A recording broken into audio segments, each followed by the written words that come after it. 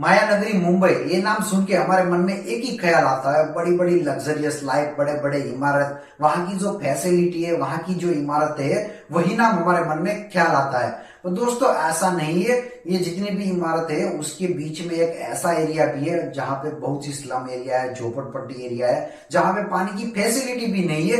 दोस्तों वैसा भी एरिया मुंबई में मौजूद है। वैसा एरिया 2 किलोमीटर का है, जिसमें 12 लाख से भी ज्यादा दोस्तों पब्लिक रहती है। जी हाँ, मैं बात कर रहा हूं मुंबई का, जिसको दिल मानते हैं, वो दिल का नाम है धारावी। तो आज की डेट में आप देखेंगे धारावी रीडेवलपमेंट का एक बड़ा सा प्रोजेक्ट आया है, जिसके लिए दोस्तों अदानी ने वो टेंडर को पास कर दिया है। बिडिंग में उसने बोली लगा के वो टेंडर अपने नाम कर लिया है, और लोगों के मन में अब खौफ जैसा माहौल हो गया है, क्योंकि अदानी के पास वो टेंडर आया है। इसलिए लोगों को ऐसा लगता है कि उनको घर मिलेगा कि नहीं मिलेगा, वो तो आने वाले समय में ही पता चलेगा। और धारावी की क्या कंडीशन रहेगी, वही वीडियो में हम बात करने वाले हैं। नमस्कार दोस्तों, मैं हूं कौशिक और स्वागत है आपका मोटिवेशनल गुरु में। धारावी भारत का ही नहीं बल्कि एशिया का सबसे बड़ा स्लम एरिया माना जाता है। दोस्तों ये आज से ही नहीं है, 1850 की ये बात है, जब ब्रिटिश जो गवर्नमेंट थी, ब्रिटिश के जितने भी लोग थे, उन लोगों ने बड़ी बड़ी कंपनी स्थापना की थी बॉम्बे में। उस टाइम दोस्तों लोग रोजगार लेने के लिए बॉम्बे की तरफ सबसे ज्यादा मुड़ गए थे, और वहां पे जो अलग अलग एरिया थे वहां पे लोग रहने लगे थे। और एक एरिया ऐसा था धारावी, वहां पे लोग दोस्तों आके बसते ही जा रहे थे। और कुछ टाइम ऐसा है कि वहां पे सबसे ज्यादा बस्ती हो गई। 2 किलोमीटर का जो एरिया था उसमें करीबन आप देखेंगे तो 12 लाख पीपल वहां पे आज की डेट में भी मौजूद है। और दोस्तों इंडियन जो इकोनॉमी है, वो इकोनॉमी में ये जो धारावी का जो एरिया है उसमें उसका सबसे बड़ा योगदान है। कई सूत्रों के अनुसार माना जाता है कि वहां पे 15,000 से भी ज्यादा इंडस्ट्री है, 2.5 लाख से भी ज्यादा लोग दोस्तों वहां पे मौजूद है जॉब करने के लिए। और कई सारी ऐसी छोटी मोटी फैक्ट्री है जो 1 रूम में रहती है, वो भी 10,000 से भी ज्यादा है। इसलिए वहां की जो इकोनॉमी है $1 बिलियन, दोस्तों $1 बिलियन भारत की इकोनॉमी में इसका योगदान है। वहां पे देखेंगे आप छोटी मोटी कई सारे ऐसी कंपनी है, लेदर की कंपनी है, स्टील की कंपनी है, चमड़े की कंपनी है। दोस्तों ऐसी कई सारी कंपनी वहां पे मौजूद है। और सबसे हैरानी की बात तो वही है कि मुंबई का जो 80% वेस्ट जो है वो रिसाइकल यहीं पे होता है, और यहीं से दोस्तों एक्सपोर्ट होता है। मुंबई का ही नहीं बल्कि भारत का ऐसे कई सारे राज्य है जिसका जो रिसाइकल वेस्ट है ये धारावी में ही होता है, क्योंकि यहाँ पे ऐसे कई सारी बड़ी बड़ी कंपनी मौजूद है, और बहुत सारे जो लोग है उसको ये रोजगार देती है। अदानी ने करीबन 5,000 रुपए का बिडिंग लगा के वो टेंडर को अपने पास कर लिया है। इससे दोस्तों पहले भी ऐसा हुआ था, डीएलएफ की जो कंपनी थी उसने 2025 का करोड़ का टेंडर लगाने की बोली की थी, तो अदानी ने उससे दुगना प्राइस बढ़ा के वो टेंडर अपने नाम कर लिया। और इसका जो रीडेवलपमेंट का जो टाइम है दोस्तों 7 साल का टाइम है। 7 साल का टाइम अदानी ने गवर्नमेंट के पास से मांगा है। 7 साल में दोस्तों वो रीडेवलपमेंट करके पूरा जो धारावी का स्ट्रक्चर है उसको कुछ अलग ही कर देगा, क्योंकि दोस्तों ये पहली बार नहीं हुआ था। सन 1997 में महाराष्ट्र का सरकार का एक ऐसा निर्णय था कि धारावी का जो एरिया है उसको रीडेवलप करने की खास जरूरत है। इसलिए 1997 में उसने एक स्पेशल अथॉरिटी की मीटिंग बुलाई, और उसमें दोस्तों वो डिसीजन लिया गया कि धारावी का जो जितना भी एरिया है उसको रीडेवलपमेंट हम करेंगे।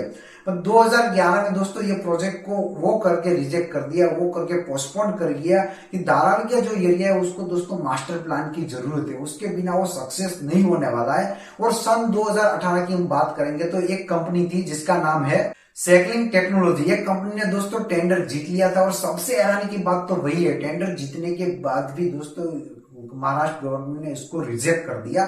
इसको रिजेक्ट वो बोल के कर दिया कि ये जो धारावी का डेवलपमेंट है उसके साथ जो रेलवे का जो कॉन्ट्रैक्ट है वो भी उसको डेवलप करना है। उसके बाद दोस्तों अब कुछ ही टाइम के पहले की बात है, अदानी ने फिर से बिडिंग लगा के वो कॉन्ट्रैक्ट अपने नाम कर लिया। अदानी के पास सबसे बड़ी चुनौती वो है कि वो एरिया को वो डेवलप कैसे करेगा। नॉर्मली आप जो भी देखेंगे कि नॉर्मली कोई भी रीडेवलपमेंट प्रोजेक्ट होता है तो उसमें 5 से 10,000 लोग को ही स्थानांतर करना रहता है। पर धारावी का जो एरिया है दोस्तों उसमें करीबन 12 लाख पीपल है, कोई कम अमाउंट नहीं है, सबसे ज्यादा अमाउंट है। और करीबन 5,000 करोड़ का खर्चा नहीं लगने वाला, उससे भी ज्यादा जो खर्चा है वो लगने वाला है। वो अदानी को भी पता है, क्योंकि ये जो धारावी का जो एरिया है मुंबई की जितने भी बड़े बड़े सिटी है वो उसके सबके बीच में आता है, इसलिए सब लोगों की नजर उस पे ही है। और धारावी का लोगों का वो कहना है कि सरकार ने उसको ऐसा कोई इंटीमेशन नहीं किया है कि जिसकी वजह से उसकी जो सेफ्टी है सबसे ज्यादा रह सके।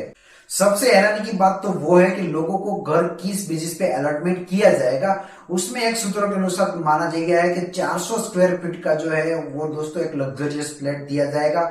और दूसरा दोस्तों सबसे बड़ी चुनौती वो है कि 1 जनवरी 2000 से पहले जितने भी लोग वहां पर रह रहे हैं उन लोगों को फ्री में दोस्तों मकान दिया जाएगा। और 2000 और 2011 के बीच में जितने भी लोग हैं उसको दोस्तों कई सारी कीमत चुकाने के बाद फ्लैट दिया जाएगा।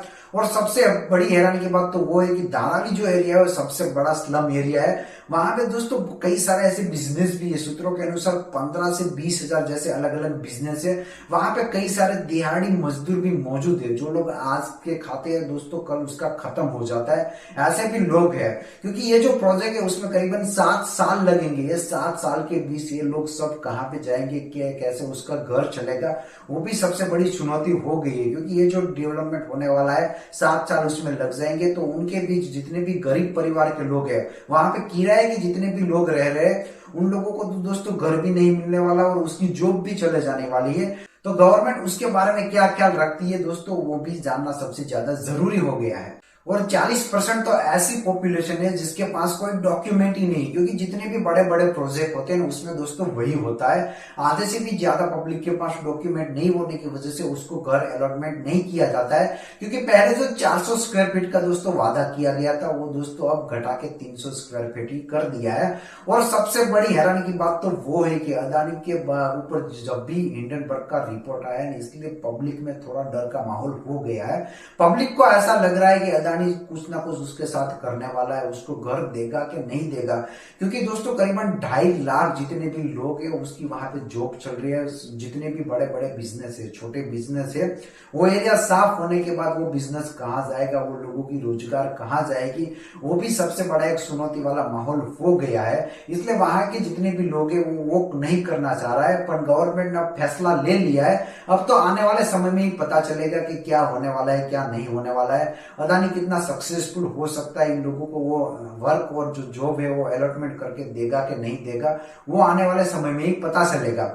दोस्तों कैसी लगी आपको इंफॉर्मेशन? अगर ऐसे ही अमेजिंग वीडियो जानना है तो मेरे चैनल को लाइक कीजिए, शेयर कीजिए और सब्सक्राइब करना मत भूलिए।